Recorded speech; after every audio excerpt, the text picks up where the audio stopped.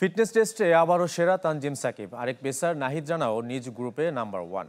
Asia কাপের আগে ক্রিকেটারদের ফিটনেস যাচাই করেছে বিসিবি। সকালে জাতীয় স্টেডিয়ামে পরীক্ষা নিয়েছেন ট্রেনার নাথান কেলি। অংশ নেননি অধিনায়ক লিটন দাস ও তাওহিদ হৃদয়।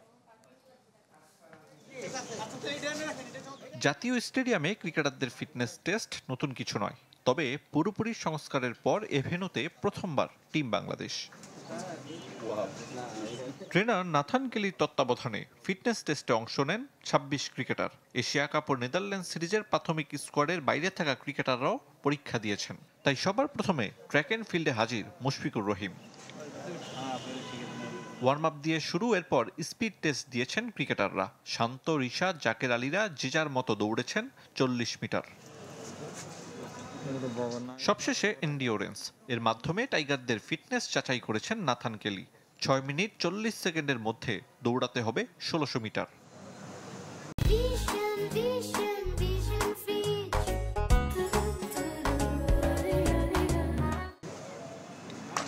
দুভাগে পরীক্ষায় অংশ নেন ক্রিকেটাররা। পেসার নাহিদ রানা সবাইকে ছাপিয়ে নিয়েছেন ৫.৫ মিনিট। তাই মজার ছলে তাসকিন বলেছেন নাহিদ রানাকে পাঠাবেন অলিম্পিকে।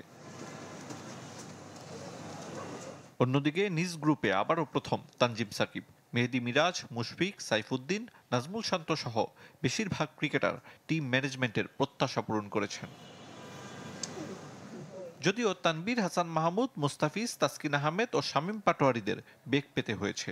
এ নিয়ে গণমাধ্যমের সামনে মুখ খুলতে নারাজ বিসিবি ট্রেনার। টপ এন্ড টি-20 খেলতে প্রাথমিক স্কোয়াডে থাকা ৫ ক্রিকেটার রয়েছেন অস্ট্রেলিয়ায়। ওদের মতো ফিটনেস পরীক্ষা মিস করেছেন লিটন দাস ও তাওহিদ হৃদয়। জাতীয় স্টেডিয়ামে আসলে ফুটবল পায়ে কিছুটা সময় কাটাবেন না তা কি করে হয়? হামজা, জামাল ভুঁইয়াদের মাঠে মুশফিক, সাইফুদ্দিনদের এমন দৃশ্য অনিন্দ্য সুন্দর। আরিফুল ইসলাম, চ্যানেল 24, ঢাকা।